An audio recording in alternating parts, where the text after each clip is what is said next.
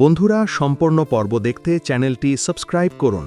গভীর রাতে কার সাথে ফিসফিস করে কথা বলছে মেঘা? কুসুমের সন্দেহ কি তবে সত্যি হলো? আড়ালে দাঁড়িয়ে কুসুম শুনল এক হাড় হিম করা সত্য। মেঘা ফোনে বলছে, বিশ্বাস অর্জন শেষ, এবার গাঙ্গুলি পরিবারকে ধ্বংস করার পালা। মেঘার এই আসল রূপ দেখে কি করবে কুসুম? সে কি পারবে আয়ুষ বা ইন্দ্রাণী ম্যাডামকে সাবধান করতে, নাকি উল্টে নিজেই ফেসে যাবে? আগামী পর্বের এই এক্সক্লুসিভ আপডেট জানতে ভিডিওটি শেষ পর্যন্ত দেখুন। বন্ধুরা, মিউজিক, আমরা যা ভয় পাচ্ছিলাম ঠিক সেটাই ঘটতে চলেছে। মেঘার এই ভালো মানুষই যে পুরোটাই একটা সাজানো মিউজিক নাটক, তার প্রমাণ মিলবে আগামী পর্বে। দৃশ্যটা কল্পনা করুন। মিউজিক, রাত তখন গভীর, গাঙ্গুলি বাড়ির সবাই নিশ্চিন্তে ঘুমাচ্ছে, শুধু জেগে আছে মেঘা।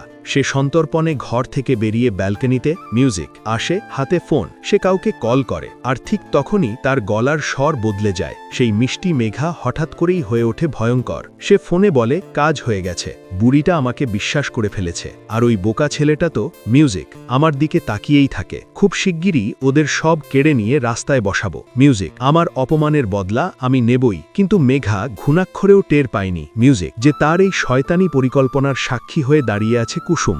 দরজার আড়াল থেকে কুসুম সব শুনে ফেলে, তার হাত পা কাঁপতে থাকে। মিউজিক সে বুঝতে পারে এই মেয়েটা কোনো সাধারণ অতিথি নয়, এর সাক্ষাৎ কাল সাপ। কিন্তু সমস্যা হলো, কুসুম তো বাড়ির কাজের মেয়ে। তার মুখের কথায় কি ইন্দ্রাণী ম্যাডাম বা আয়ুষবাবু বিশ্বাস করবেন, নাকি উল্টে মেঘা কুসুমকেই মিথ্যেবাদী প্রমাণ করে দেবে? কুসুমের এখন কি করা উচিত? মিউজিক সরাসরি সবাইকে বলা, নাকি চুপচাপ প্রমাণের অপেক্ষা করা? মেঘার এই প্রতিশোধ আসলে কিসের জন্য? মিউজিক অতীতের কোনো ঘটনার বদলা নিতে চায় সে। গাঙ্গুলি পরিবারের মাথার ওপর ঘনিয়ে আসা এই কালো মেঘ। মিউজিক কি সরাতে পারবে কুসুম, নাকি মেঘার বজ্রপাতে তছনছ হয়ে যাবে সব? আগামী পর্বের এই টানটান উত্তেজনার আপডেট মিস করতে না চাইলে এখনই সাবস্ক্রাইব করুন, ভিডিওটিতে একটি লাইক দিন এবং কমেন্টে জানান আপনার গোয়েন্দা মন কি বলছে। দেখা হবে পরের ভিডিওতে।